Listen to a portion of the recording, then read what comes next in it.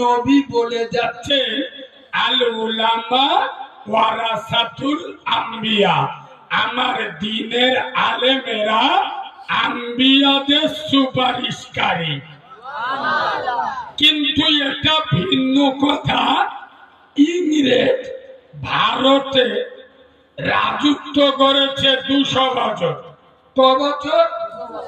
ইংরেজ 200 বছরে ভারী ভারতীয়দের এতটা শাসায়নি যতটা বর্তমান গ্রামের মানুষ ইমামকে শাসায়। হ্যাঁ না না? আচ্ছা, আপনাদের মসজিদে এশার জামাত হচ্ছে কটায়? মালগুলো পড়ে না তো জানবে, পড়লি তবে তো জানবে। ভাই বলো কটায়? 8:15। খুব গুরুত্ব দিয়ে শোনে। যদি 1 মিনিট 8:15 জায়গায় ইমাম যদি 1 মিনিট লেট করে 8:16 মসজিদে যায়, ও পুরো মসজিদের মুসল্লি আল্লাহ কিরে বা লাইন দিয়ে ঘড়ি দেখতে।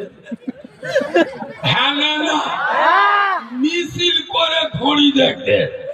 আচ্ছা, ও তো 1 মিনিট, আরো যদি 3 মিনিট লেট করে গোটা মসজিদের চোখ বুলু হয়ে যাবে, পুরো মুসল্লি কথা বলা শুরু হয়ে যাবে। ইমামের কাণ্ড ফেড আছে, ইমাম বোঝে 3 মিনিট লেট। আচ্ছা, আপনারা হাবনার মানুষ, জ্ঞানী মানুষ, বুঝে ওয়াজ শুনুন। ইমাম 3 মিনিট লেট করেছে, আপনারা বসে আছেন কোথায়? খালি উদুম কথা বলে। 3 মিনিটে বসে আছে কোথায়? কোথায়? মসজিদে। ওটা তৃণমূলের পার্টি অফিসে নয়, সিপিএম আর কংগ্রেসের পঞ্চায়েতে নয়। আল মসজিদুল বাইতুল্লাহ, মসজিদ কার ঘর? খালি ইমাম 3 মিনিট লেট করেছে বলে জীবনের 3টে মিনিট এক্সট্রা মসজিদে বসার সুযোগ পেয়েছে।